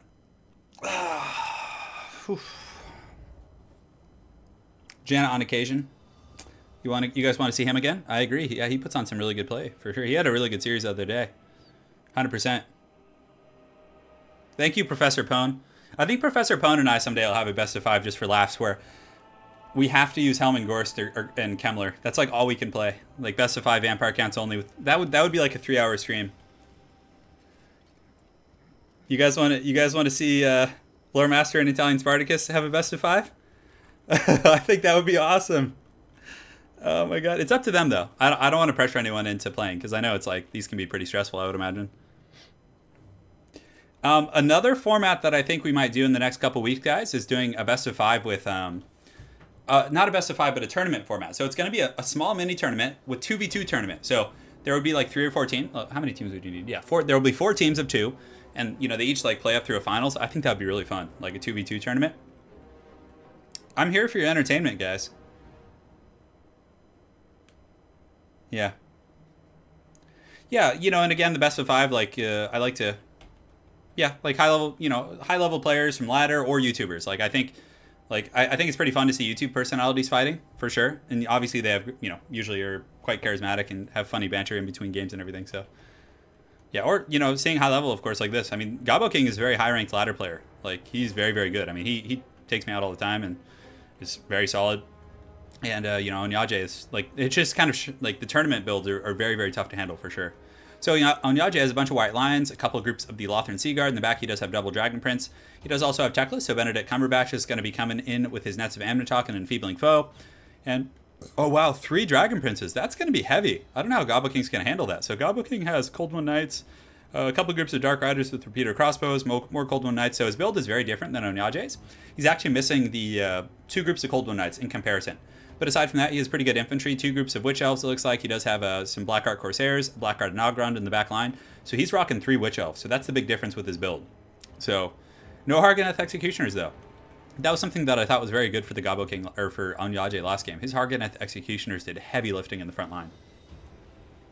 I'm here to entertain you guys. Yeah, absolutely. I'm doing YouTube full time right now, so all of you guys that are, you know, sponsoring on the channel, you can sponsor here on stream or Patreon or whatever your preference is, and, you know, donating here on the streams. It seriously makes like a life of a difference. Like it's huge, and it allows me to do this full time. So again, I just want to take a moment. I see we have a bunch of sponsors here in chat, and I just want to thank you guys from the bottom of my heart. You know, from Lady Turn, and I thank you guys. It seriously is huge. So we really appreciate it. All right. So Dark Riders with repeater crossbows, they will do pretty well against Dragon Princes. Dragon Princes do have shields, if I'm not mistaken. I think they have bronze shields. But still, the Dark Riders have heavy DPS, so if they're able to fire like relatively unimpeded. But I'm really kind of nervous for Gobbo King because, again, he does have Benedict Cumberbatch, which means he can get a net of Amnitalk. He's probably going to do that right here and just run those guys down with the Dragon Princes. So that's going to be a little bit dicey, for sure. Yeah, I mean, 3 Dragon Princes, that's a heavy cap. I mean, those guys are going to hit like trucks. And you can see the Dark Riders are going to be kind of, you know, getting in position here, but this is really bad. They're going to get netted right here, like 100%. I can't see him not using a net of Amnitalk. I mean, he could be laying a bit of a trap, but yeah, it looks like he's going to be going after them with Benedict Cumberbatch. Maybe going to be dropping a net. Oh, maybe he didn't see them. Okay, he then just saw them. That's why. So Benedict is going to be chasing these guys down, and maybe they'll be able to get away. I think they are faster. They have 92 to the 78 speed, so right now he has to decide if he wants to use a net. It may or may not be worth it. I personally think it would have been, just using one net, and then using a single group of Dragon Princes to kind of finish them off. Hey, Nico, thank you so much for sponsoring, man. Really appreciate it. All right. So over here on the far side, the Dark Riders with their repeater crossbows are a little bit kind of stale right now. They're getting taken out by these Lothard Sea Guards, so Gobbo King definitely needs to grab them like immediately before they start to lose models. That's going to be really, really huge. In the front line, you can see that the Blackheart Corsairs, and he's actually going to be using Witch Elves in the front line, which is a little bit dangerous, so I would definitely pull those guys back and get them in this fight over here. But a very one-sided fight right here. You can see these Dragon Princes are able to just stomp all over these Cold One Knights. I mean, just doing massive damage just with sheer numbers. I mean, Cold One Knights do put up a good fight with their AP and everything, but the Witch Elves are coming in. Might be a little too late, though. He needs to pull these Dread Spears up and around and get them engaged on this cap. I think that's going to be one of the more important aspects of this matchup here. The repeater crossbows in the back line. Definitely doing some pretty good work here, just getting some healthy fire into these Dragon Princes. You can also see the enfeebling foe has been laid down on them, but the Dark Riders, yeah, hopefully they're in skirmish mode, so they're able to get away. But yeah, this is dicey though. I think the Gobbo King might be in a little bit of trouble. The Dragon Princes over here are taking some damage, and you can see the Witch Elves and the Dread Spears and everyone are kind of collapsing. So the fact that they're rampaging is good, because if Gobbo King can win the rest of the battlefield, then he might be able to just kind of ignore these guys because of that. But you can see over here the Dragon Princes are free. The repeater crossbow should be back online, but you can see that Malekith or a Dreadlord. Oh, he actually brought a Dreadlord. Interesting. This is going to get pretty much fully surrounded by these guys, so it's going to have trouble getting out. It does have very good AP damage, but still, that's a tough situation for sure. But honestly, if she can stay and fight, and then the repeater crossbows can kind of, you know, rain some withering fire down on them, that could be very good. On the other side of the battlefield, you can see the Dark Riders have been taken out by spears and Lothern Sea Guard. There is some decent fire coming down from these repeater crossbows on some of the infantry, but honestly, if I were Gobbo King, I'd probably grab these guys right now and move them over here and just start shooting into these Dragon Princes. That would probably be a pretty good call, but very well played, getting his Dark Riders in position here and using this kind of a blob right here to take out these Dragon Princes. So the bounce power is actually coming in the favor of the Gobbo King, and this is a huge mistake from Ondjage. He does have Teclis in here, and if Teclis gets caught by these Witch Elves, you can see there's a bunch of Witch Elves collapsing here, and that's pretty much going to probably be GG. I mean, if he gets taunted and just killed by all these guys, I don't really think that the High Elves will be able to come back from there. You can also see there's a full health group of the Blackguard and Ogron coming around the flank, and let's see if the Witch Elves can get this Benedict Cumberbatch. You can see they're very close. I mean, they're intermixed, and if she gets, it looks like she attacked him there. I don't know if, yes, he's rampaging. So guys, I think this might be the first game in which the Gobbo King is going to be able to pull out a win. And he's playing very well. I mean, both players are playing impeccably here. It's pretty awesome for sure. So Ondjage does have some Lothern Sea Guard back online. It looks like he does have a couple Dragon Princes who are going to be routing and coming back. I think they're wavering. Yes, they're coming back. So that's definitely going to be helpful. But losing Benedict Cumberbatch like that early to with that Witch Elf kind of taunt, those Cold One Spear Riders, is very good. So I'm really surprised the Gobbo King was able to stabilize after that initial engagement with those Dragon Princes. But he really maneuvered his infantry very well. He was able to use the Witch Elves and just like the Dread Spears to really kind of bolster his phalanx. And I really think that's going to be it. I think that Gobbo King's going to take this. So guys, let's do it to it. Let's see what happens. So it looks like we got a series on our hands, guys. Beast, since you control wild tank top turn. Yeah, the Dreadlord is going to be going up and over the hill right here. He's I actually like the Dreadlord pick. It's very cheap. Granted, I do think Malekith is very strong, especially if you put him on, you know, the Cold One or on his Chariot. He's not going to be victim to high magic, and that's the risk about bringing, you know, Malekith against the High Elves. Is, you know, the high magic and, you know, the Tempest and all that kind of stuff in the air. But this Dreadlord doing very good for the Gobbo King. And this was actually one of the big things that I think may win him this game, is that he was able to get that Dreadlord. He basically got surrounded by those Dragon Princes, and then he was able to get the Witch Elves there. He was able to get that really good Withering Fire with these repeater crossbows. So very, very good play for sure. And you can see the Harganeth Executioners here are going to be kind of fighting against the White Lines, or the Blackguard, excuse me. And the Blackguard should be able to win that. Their stats are just so much higher. I mean, 36, 24, 34 to 37, 50, and 44. So that's definitely some quality stuff right there. So well played. I'm pretty sure that's it. I think Gobbo King's actually going to take the game, and it's going to put the series at 3-1. So we'll see if we can get a Gobbo King sweep. Yeah, this is a great game. So well played. I mean, this was solid. I mean, I really thought the Gobbo King was in trouble, but you know, he just stood firm and just rallied, and it looks like he's warmed up, guys. Yes. No, he did really good. I mean, impeccable play from both players, for sure. But one of the big factors was catching the Benedict Cumberbatch there at the end. That was really big. That's when the bounce power shifted right there. That was huge. So good stuff there. Good stuff. All right, guys, we're going to go ahead and minimize and talk to the competitors. And before we do that, just say thanks to some of our new sponsors. So Nico, thank you so much for sponsoring, brother. I really appreciate it. I do see your Berserk picture right there, which is pretty cool. I enjoyed that one. And then we got Cleve OAC. Props to the hands down best Total War channel on YouTube. Well, I really appreciate the comment. €4. Right on, man. That's huge. Glad you enjoyed the content. We're going to be doing a lot more of these best of 5s. So I should probably change it to best of 7. So let me do that real quick before we go talk to these guys. So anyone joining is going to kind of know what's going on. Bubba Bricks. Hey, past candidacy. Congrats, man. Channel helped me stress during the long days. Just sharing the love and thanks for the entertainment. Dude, I really appreciate it, man. I'm glad. Congratulations on passing, first of all. And yeah, hopefully this will help de-stress you even more. All right, so let's go talk to our boys. All right, well played. That was a great game. So Gobbo King, nice work. And what would you say your keys to success were? I think the keys to success is me mismicroing 1 unit of Dark Riders, and then him jumping on it, and then he felt the bloodlust in him, and I was just able to drag down his princes in a slog fest. Yeah. Yeah, the Witch Elf play I was actually a little bit concerned when he got that heavy Dragon Prince flank on you against your one group, but you were able to maneuver some of your Dread Spears and your Witch Elves over there and kind of muck it down. And then the big kind of crutch of it that I feel was the fact that you're able to catch Benedict Cumberbatch there at the end. That was huge, man. Yeah. I think he saw the easy kill and he just committed too much to it, and that just won it for me. Got it. So Ondjage, let's hear it, man. What are your thoughts? Yeah, I was the reason I had the Dragon Princes was the initial plan was to use them to charge the front line. Yeah. To kill the Corsairs. But then I saw the opportunity on the right flank, and I was hoping to like kill it and then punch through. But the Dragon Princes just used too much time to kill the gold ones. Yeah. So he got support, and then the Witch Elves came in and locked down one of the princes, so it just died on spears. Yeah. It was that was a really good game. It's definitely cool to see the different builds, because you guys both had different Dark Elf builds, so it's cool seeing kind of the variety of that and the different Dragon Prince builds. So great game to both of you guys. And you guys ready for game? Are we on game 5? Yeah, we're on game 5. You guys ready? Yeah, I guess we are. Let's do it. All right, GG guys. All right, so we're on game 5. Let me go ahead and update the scoreboard. So the Gobbo King is he's on the board, guys. Let me go ahead and update that to be correct. We are currently 3-1 in this best of 7 series. Yes. Let's see. So Bubba Brick says, hey, if I'm willing to spend me on the money, let's see. Yeah, if you're willing to spend money on a movie, why not spend it on a stream that you watch for 4 hours? Yeah, I hear you, man. Appreciate it. Yeah. Well, don't worry. It's all going towards the glorious trip out to... Oh, Gobbo King's going to be whipping out the Beastmen versus the Wood Elves. The Beastmen are really strong right now, guys. So I'm pretty excited. I think that Ondjage is probably going to be using a bunch of Glade Guard with Starfire Shafts. Or no, Glade Riders with the Hagbane Tips. So you use those in conjunction with Wild Riders, and you have these like roaming death squads. It's pretty scary. But I'm really excited to see how Ondjage deals with Gobbo King's Beastmen. Gobbo King is a very good Beastman player, for sure. Makes me a Bretonnian.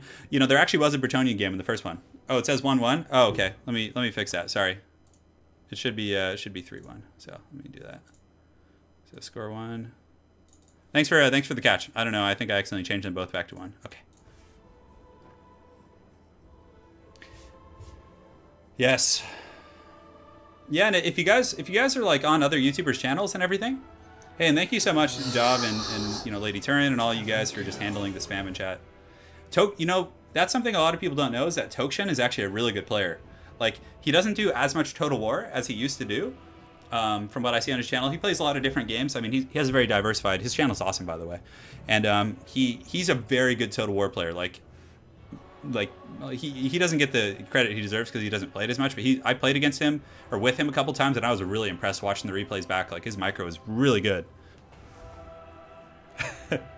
It's 3-3. How is this happening? Oh my goodness. Okay.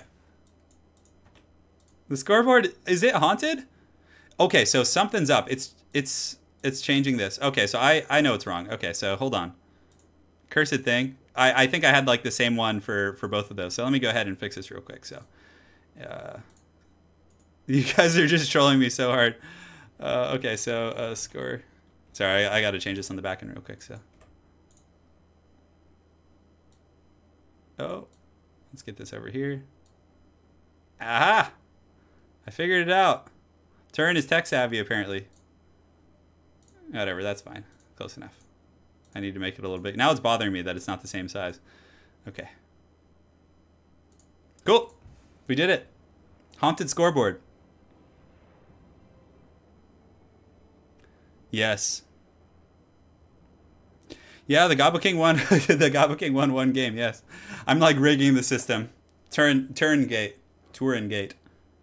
I'm not sure if Ondjage uses debug cam. We'll have to ask him. Gobbo pays. Gobbo paid me to rig the scoreboard for psychological warfare. Oh, man. Turin paid. Dov paid. Hey, Dov, thank you for the donation, man. I really appreciate it. Dov paid. He literally paid. Dov Plays is just rigging the system, guys. This is out of control. Gobbo King slipped Ondjage some boiled chickens after game 3. Probably what happened. All right, guys, so we're here with game 3 in the series. We do have the Beastmen who are going to be facing off against the Wood Elves.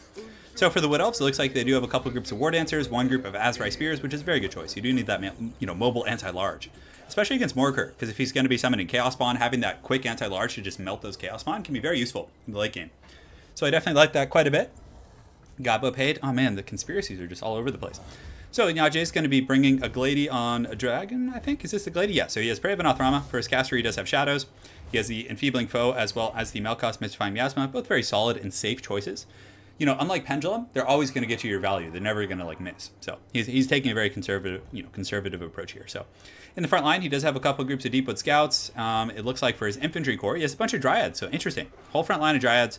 A couple groups of War Dancers in the back with Azrai Spears, and he does have some Tron Riders in the back. So the Tron Riders, these guys straight up look like they're from the Tron movie. Look at them. Look at them. I actually kind of like how they look. I think it looks really cool. So for Gobbo King's army, he does have a couple Centaurs, just regular ones, and they do very well against Wild Riders. And hey, thank you for sponsoring Babato. Babato 2. Really appreciate it, man. Hell yeah. Welcome to the family, dude. And aside from that, he does have Centaurs with throwing axes. These guys are also a very good choice. Having mobile, missile units that honestly, these guys can really do good work against, like, they have 32 weapons rank in melee with a really good charge bonus for like a Cav skirmisher unit. So I think having a couple of these is very, very good. Gore Herds with shields, they honestly do pretty well against all of the Wood Elf infantry, with the exception of maybe War Dancers, but they're very safe. One group of Bestigors, he does have Morgur. He does have the Lore of the Wild Bow with no Cygor summon, so he's actually going to be using the Trader Kin, as well as the Bray Scream. A bunch of Ungor Raiders in the back line, and it looks like that's going to be it, guys. Yeah, that's it. Okay, the scoreboard's correct. I'm so happy about that. So the Deepwood Scouts in the forest are going to be getting some good skirmishing here, but it looks like Gobbo King might be able to get an early catch for free with some of these Centaurs. It is very risky because the entire Wood Elf army is kind of lurking right here, but it looks like a Melkos is going to be coming down. He does get a charge into these guys. I don't think it's worth staying. Yeah, he does a little bit of damage, but I think you got to pull out. That's what she said. And, just get back and escape. But he's taking a lot of fire from these Deepwood Scouts who can fire 360 and while moving, so they can definitely do some 360 no-scoping. I definitely like the Wood Elves kind of fighting in the forest. That's going to be good. It's going to, hide a lot of his stuff. It's going to make it harder for the Gobbo King to kind of isolate units. And I think large units do take penalties here. So you can see Ondjage thinking about coming in with the charge here on the Tron Riders, but it looks like he's going to change his mind. And this is really good for Gobbo King, using the Gore Herds in the front line to kind of waste the ammunition. So the Gore Herds are going to be charging in. You can see the Dragon is going to be landing here, getting a good attack, and probably going to tear up. Yeah, you can see they're just getting melted by this big old forest dragon. The Beastmen Centaurs are going to be charging in, probably going to be engaging on the Tron Riders, which is a really good engagement. I think there's some War Dancers here, but they're not the ones with the Azrai Spear, so that should be a pretty good engagement for Gobbo. Aside from that, in the forest, you can see the engagement is pretty much underway. The Gore Herds with shields are losing very badly to the Dryads. I mean, they're getting massacred. 62 models against the Dryads, 74, and they've barely taken any losses. He does get some best scores up and around the back, though, but they're not going to be able to catch much. But the best scores are definitely going to cut these Dryads to pieces. They're going to chop down those little trees, that's for sure. So good engagements for both players henceforth, and my apologies for trying to cast battles in the forest. I know it's always a little bit hard, but the Centaurs with throwing axes are still kind of just Netflix and chilling. If I were Gobbo King, I'd probably grab those guys and run up and around and start chasing those Deepwood Scouts, because just sitting here and throwing axes at Dryads probably isn't the best use of your time when you're taking fire from, you know, high-up missile troops. So over here, it looks like these Gore Herds are going to be fighting War Dancers, which is a very bad engagement. War Dancers will massacre them, so this is good for Ondjage. So a lot of good engagements for both players. It's definitely hard to tell who's going to win, and especially once Morkur gets in here with his Chaos Spawn, that's going to be quite scary. You can see the Bray Shaman right here is actually going to get terror-outed by the Dragons. Oof, a little bit dicey. But on the far side, a very, very good clip for the Gobbo King. He's able to catch a whole group of Wild Riders and just massacre them with Gore Herds and some of these Centaurs and also the Poison Hound. So that's a very, very good catch. And what that's then going to do is open up this whole back line. So from here, the Gobbo King can go up and through the forest and really pressure those guys very aggressively. And you can see the best scores were actually able to clean through the front. And Morkur also did summon some Chaos Spawn there. And you guys can see the bounce power is actually very even. If anything, it might be slightly in the favor of the Gobbo King. I think, yeah, you can see the bounce power just went in the favor of the Beastmen. So the Gobbo King is going to be pushing back on these Deepwood Scouts. You can see they're down to 36 models, and the best scores are pretty quick. They have 36 speed for, like, I think, or no, they actually have more. They have 41, so they're faster than the Deepwood Scouts. The Chaos Spawn are obviously going to get taken out pretty quick by the Azurai Spears. And it looks like the Forest Dragon in the back has done a pretty good job of routing the main Beastmen infantry line. So a very, very close fight henceforth, for sure. Some Gore Herds and other troops are routing, so this could definitely, or rallying here in the back. So re-engaging them on the Drads could definitely be helpful, but so far a very even battle. The bounce power is literally dead even. It was up in the Gobbo King's favor for just a moment, but it looks like the Lizardmen, or excuse me, I saw a dragon and I thought lizard, but the Wood Elves were able to kind of, you know, pull it back in the battle, and having this big dragon is going to be very tough to kill. But Centaurs and also the Poison Hounds could, you know, be up to the task for sure.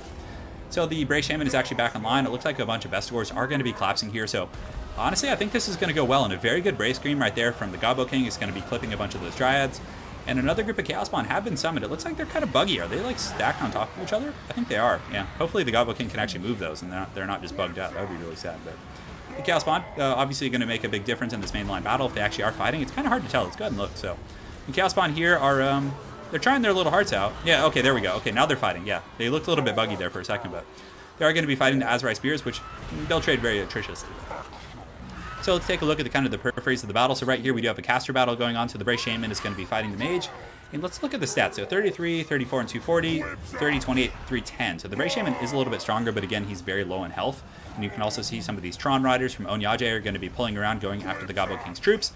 And yeah, it's a very, very close battle for sure. In the back, you can see some of these Centaurs are going to be chasing down some of these Deepwood Scouts, who still have a decent amount of ammunition. There are also some Ungor Spears who are chasing, and honestly, wasting the ammunition of these guys on Ungor Spears is going to be very, very good for the Gobbo King. So balance of power right now actually just barely tilted in the favor of the Gobbo King. It looks like he might be able to pull this out. Another group of Chaos Spawn are fighting just tooth and nail in here, and maybe when the Chaos Spawn disappear though, oh man, this is too close to call, guys. I have no idea who's going to win this one. Morkur is always very tough to kill. So in the back, the Ungor Raiders are back online, getting some very, very good fire at these Wild Riders, and you can also see the Centaurs with throwing axes. So honestly, if he can get some really good focus and finish off these Wild Riders, and then from there start shooting at this Glade Lord with those throwing axes and archers, he might be able to do, you know, enough damage to take out this dragon. Balance power is still very even. It's pretty much just Morkur here. Morkur is fighting tooth and nail with these Chaos Spawn, but they're pretty much almost dead. I mean, there's 1,800 of them, or 1,800 HP, excuse me. 1,800 would be pretty OP there. They're going down pretty quick here, and you can see as they do disappear, so does the bounce power for the Gobbo King. The Wild Riders over here get a very good charge on these Poison Hounds, so impeccable micro here in the back line from both players, just harassing and cycle charging and just aggression from all angles. So over here, it looks like there are some Spearmen still fighting off the Dryads and actually, you know, able to fend them off, which is pretty cool. But I think that now that the Chaos Spawn are gone, it looks like the Wild Riders are still, yeah, they're still online. They're doing a ton of work. 152 kills. That is huge. So the bounce power for the first time in this battle is actually going in the favor of, you know, of Ondjage. Bit of a tongue twister for me there. And Morkur's in some trouble, guys. I mean, he's a strong combatant in his own right, but against this dragon, especially with the support of like 30 War Dancers and a bunch of Azurai Spears and, you know, just all kinds of stuff going on here, I don't know if the Gobbo King can pull this one out. I mean, he is rallying on certain areas of the battlefield, but I don't know. I don't think he's going to be able to do it. I think it's too little too late. And I think that the Spellsinger here is in pretty good shape. I mean, and she's pretty strong. That's still like 3k HP. A very good Melkos mystifying miasma, and you can see the Beastmen troops are being chased down by the Tron Riders with their antlers, just, you know, very thematic of Christmas. Having a good old time. Oh, yes. So they're able to catch these guys and do a pretty good job against those Centaurs, and I think that's pretty much going to be it. Although Morkur's able to just lay a spanking on that Glade Lord and send him back up in the air, which is pretty crazy. So And I can't tell you how many Beastmen games I've cast where Morkers just like almost pulls it back out of the clutches of defeat. But there's too much for the Wood Elves. I mean, he has too much. I think at this point it's pretty much going to be all she wrote. So we'll see, though. We'll see. You guys want Wookiee? Can we have the family dog? Yeah, I'll go get Wookiee after this game. No problem. No problem, because this is going to put the series to 4-1. So from there, Ondjage will have to... I think Ondjage would have to win one more to win the best of 7. So yeah. Yes, that'd be it. That would be it. Perhaps. We will see, brothers. Yeah, the Misfine Miasma is... Melkos Misfine Miasma is actually very strong for sure. It's very, very strong. Oh, sorry, I didn't mean to minimize there. Hopefully that didn't screw up the game for you guys. Okay.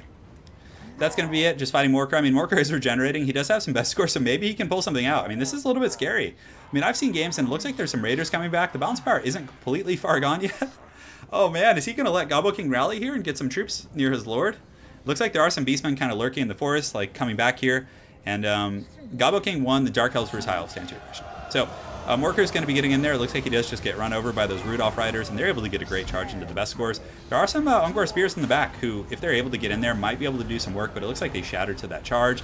The Dragon is probably honestly just going to terror out Morker from here, and I think that's pretty much going to be it. So, yeah, it's a wild one. Hey, Ben Watterson, thank you for the donation. Tank Top Love. I'm glad you like it. I'm glad you like it. Yeah, so that was quite a game. That was quite a game. Well played to both players. I mean, Beastmen are undoubtedly one of the best factions in the game, if not the best. And, you know, he put on a really good showcase of taking out, you know, Gobbo King is a good Beastmen player. So being able to take him out with the Wood Elves, it was good. Like using the Dryads and the Deepwood Scouts. And I think Ondjage, it seems that he really likes to use a lot of cav, and he's very effective at it. I mean, it's very, very high level play for sure. All right. So let's go ahead and talk to our competitors, guys, and see what we got going on. So let me update the scoreboard first so we can avoid any scandals here. So let's do this. All right. So we're up 4-1 in the series. And we're gonna go talk to the boys. Them into all right, GG to both of you guys. triads. So Ondjage, let's hear your keys to success, man. Well, the initial flank that he engaged at the top in the forest. Yes. I was able to because we engaged on that flank. I was able to use the Wild Riders and just completely envelop the 2 units of Centigores and the Poison Hounds, Yes. and then terror round it all off. And that kind of opened up the way for my Wild Riders to just get into his backlines. Got it. Yeah. You definitely, I've noticed kind of a recurring pattern throughout your games of a very heavy cav play and excellent micro, of course, with it. So GG, man. Yeah. And Gobbo King, what's up, man? Oh, I couldn't see. The forest. The willows hiding in the trees. Yeah. I also thought the Centigores did a little bit better Yeah. than they did. I think if I had to redo the army, I'd probably drop the Centigores, get one more Bestigor herd, and like another spear. Yeah. And you know, just because. And Ondjage seems to have a tendency to fight it very tight in the middle. So if I can just have a good pocket, that'd probably work a little bit better for me. Well, you'll get a chance to try it out next game, man. And yeah, it was definitely a good one though, for sure. You know, you were actually ahead in the bounce power for a moment, Gobbo, with the Chaos Spawn summons, but as soon as they dissipated, it started to get a little bit rough for sure. Yeah, well, we all knew that. Yeah. Beastmen lie. Don't trust the bounce power. I'm very glad I brought the Azrai Spears. Yeah, that was a great investment for sure. I mean, great army picks from both of you guys. I really liked them quite a bit. So that was a close game. It was very good. It's interesting how good Beastmen are now, though. Like before, you wouldn't even be close to winning in this matchup as Beastmen. Yeah. Like, complete stomp. And now I don't they even know what happened, man. Like, do either of you guys have any input on like why they're so good all of a sudden? Yeah. So the reason I'm pretty sure I know the reason. Okay, let's hear it. And it's because all Beastmen units are grindy by nature. If you look at all their unit cards, none of them have really high charge bonuses by default. And which means that the overall game change, where you increase the HP of units, which means that all the fights are going to be more grindy, right? Sure. Charge is going to matter less, which means all Beastmen units got a sort of a buff within the game change by itself. And that with the added effects to Vigor, which meant that the Centigores just became crazy. Yeah. Fair analysis. How about you, Gobbo? What are your thoughts on that? I think C8 is overcorrected. You know, like they must have changed some basic mechanics, because before you could have these glorious charges for the lady of Bretonnia, and now you charge and it's just kind of peters out. But the Beastmen, you know, the biggest strength has always been speed. Yeah. Yeah. And being able to take the engagements you want to take. Yeah. And they changed it, so now you made it so they can take almost any engagement. Yeah. Yeah, pretty much. But now you don't even have to have the finesse of being able to move the stuff around. Now you just kind of me smash. Hulk smash. Yeah, I like Yeah, it. those are just my thoughts. Though. It's very hard to say, and it's such an asymmetrical game. But I think CA, I think they're smoking that crack pipe. They think Beastmen are only winning quick battles versus Empire and Bretonnia. Yeah, they'll probably get changes in the upcoming patches, I would assume. Yeah. I hope they, instead of making changes to the Beastmen, I just hope they make changes to the other factions, to be honest. Yeah. We'll see, man. Because the power specter of the other, like the Warhammer 1 factions, just doesn't compare to the Warhammer 2 factions. Yeah. Okay. There's a reason why. Except Beastmen. There's a reason why we saw Beastmen in every tournament game. Yeah. Yeah. They're just crazy. No, yeah, I saw in the Princess Pittance tournament, it was quite a bit of action going on, but yeah. Yep. I agree with you guys, and you know, if you guys want to, that's actually going to be it. So it's 4-1 in the best of 7. But if you guys want to do one more game for fun, we can do that. No, we can do one more game for fun. I did challenge you to a Dwarf Greenskin game, didn't I? All right, Dwarf Greenskin Grudge match. Right. So Let's do it. We'll do the Grudge match. All right. All right, which map do you want? All right, good luck, guys. Your map pick. All right, guys. So that's it. Ondjage is going to be the winner of our best of 7, 4-1. Definitely some very close games. It was a lot of good play from both players. And then we're going to have one more game to close out the stream. It's going to be the Grudge match. So Dwarves versus Greenskins. Yes, absolutely. Absolutely. Oh, yes, guys. No, you guys are talking about Blood Bowl. Yeah, we'll be doing some Blood Bowl pretty soon here. It's going to be quite a bit of fun. And let me go get Wookiee. I know I promised you guys. So, all right. I'll be back in a moment. Hold on.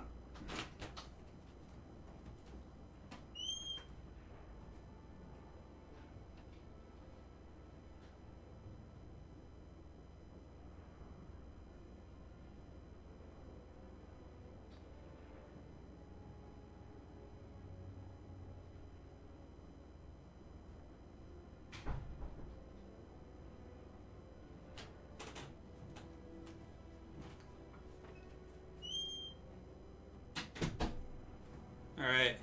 Hold on. Alright, guys, I got the Chaos Warhound. If you guys got your emotes, let's get him up for the Wookiee. He's here. He's having allergies lately, poor little guy. You okay, buddy? His eyes are really popping out of his head. Oh, I don't know what's going on with him, but yeah, here he is. He's here. So we're gonna have Dwarves versus Greenskins. So the Gobbo King is going hard in the paint with the Greenskins, it looks like. Yeah, it's a grudge match. And Ondjage is gonna be playing the Dwarves, so... Oh, Wookiee, you okay, buddy? You're not having the best day, are you? We have all these fires in California, so the air is kind of like a little bit, you know, ashy and smoky. So Wookiee's, I think he's been having problems breathing with his little flat face. Yeah. Oh, Ondjage has a Twitch channel. We'll link it to you guys after this. Yeah. Let's hear it. Hear it for the Wookiee. Yeah. He's here. He's having a good time. I need to trim your hair a little bit on your face. It's kind of hard. Because he's having allergies, like I said right now. So, like, whenever I try and trim his face with the clippers, he always, like, spazzes and sneezes, and it's really dangerous because he has those really buggy eyes. And flat-faced dogs, like, their snouts are so close to their eyes that it's, like, it's hard. Yeah. All right, buddy. Well, let's go put you in the living room, and chat got to say hi, so here you go. You get it. You say hi to everyone. Hello. All right, we'll be right back.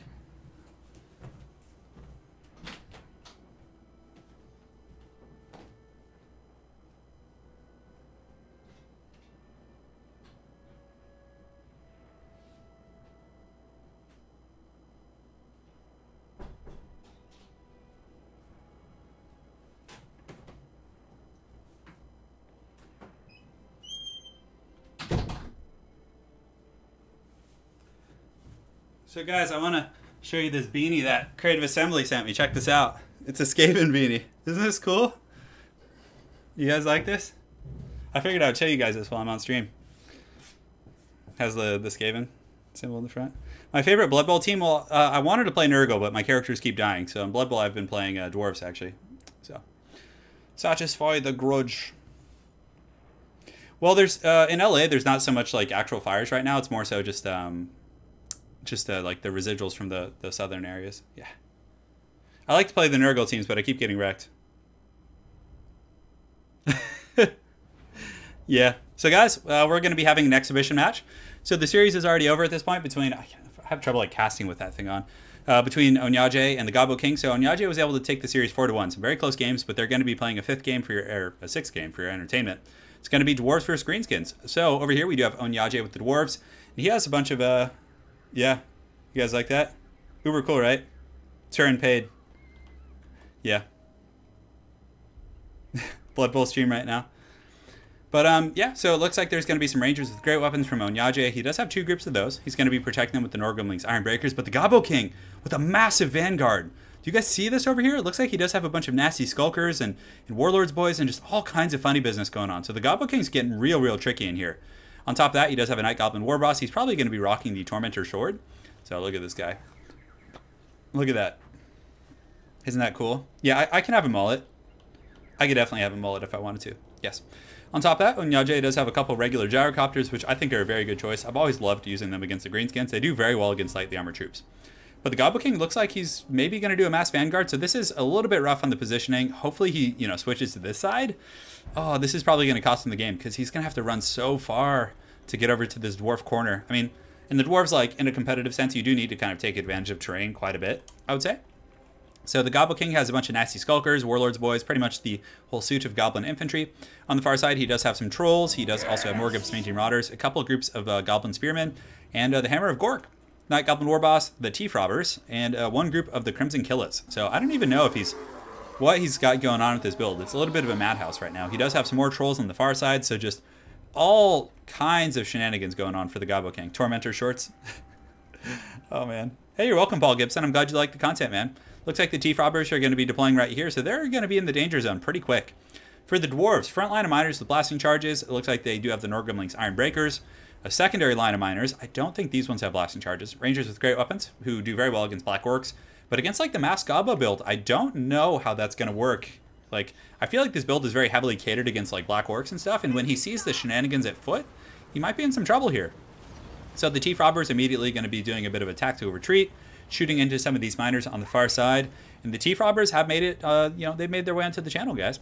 So the Gobbo King's going to be advancing his main army. You can see the Goblin Hordes are just pushing down from the hills, and Ondjage immediately knows that something is up. And you can see he's probably going to reposition and maybe put his back, like, over here, like, even just, like, right in this area, so he doesn't have to, like, worry about getting surrounded by the goblins. Because, the nasty skulkers will do very well against miners, for sure. The Morgub's Mangy Marauders should be able to fend off these gyrocopters. You can see the Hammer of Gork is going to be just teeing off on the dwarves for now. And the Teeth Robbers just lurk in the shadows, waiting for an opportunity to strike. Yes. Yes. In Blood Bowl, Orc players sometimes eat their halfling teammates. Yeah, it's pretty funny, for sure. Same with the vampires and their thralls. So the trolls here are kind of lurking. They're a very low leadership unit. They only have 41 leadership, so if they take, like, any fire or, like, rear charges, they pretty much just rout off instantly. But Ondjage is really trying to just bomb this artillery, it looks like. I think he's just lining up to drop bombs. Oh, man, look at that. So very, very good Dawi bombs from Ondjage. It's probably just going to break and rout those guys off. So that was smooth. That was smooth as butter. Man, goodness gracious. So yeah, very, very well played here. You can see that these gyrocopters are going to be shooting down at the Hammer of Gork and all that other fun business. On top of that, the Morgub's Mangy Marauders are going to be getting some good counterplay on the gyrocopters, but still I think taking out that Hammer of Gork is going to be huge. In the meantime, the Gobbo King is going to be positioning. He has a pretty big force to kind of maneuver.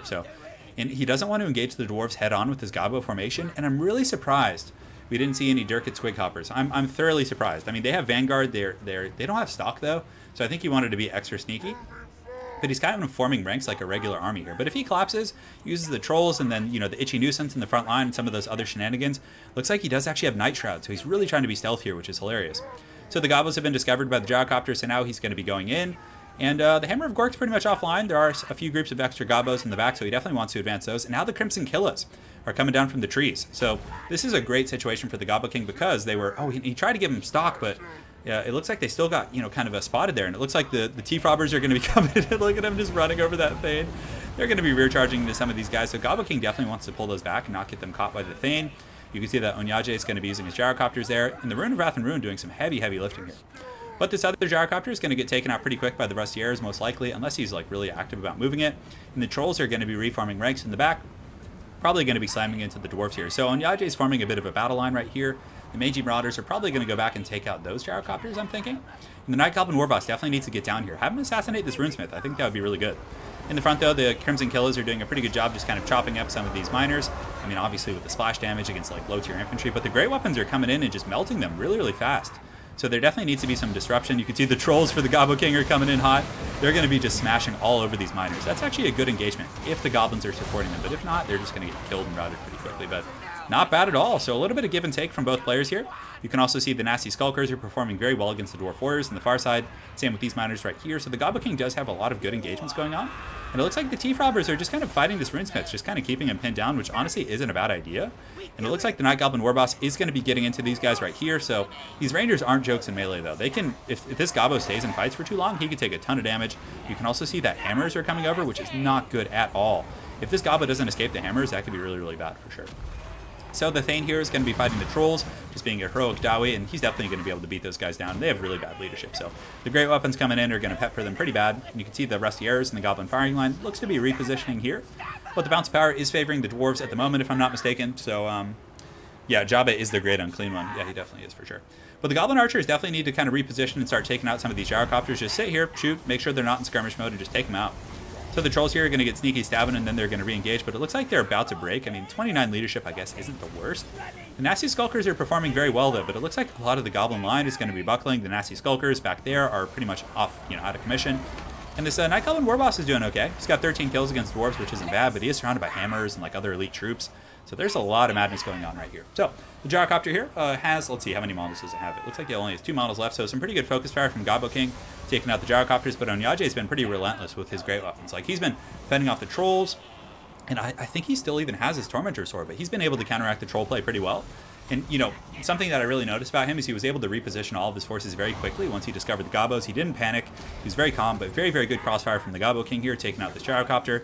Just, what does he have? He has a Rune Lord. So Rune Lord's a pretty good choice. Master Rune and Wrath and Rune is very good against Black Orcs and things like that. So the Trolls here are going to break and rout. They still have 11 models, so they could potentially regenerate pretty heavily.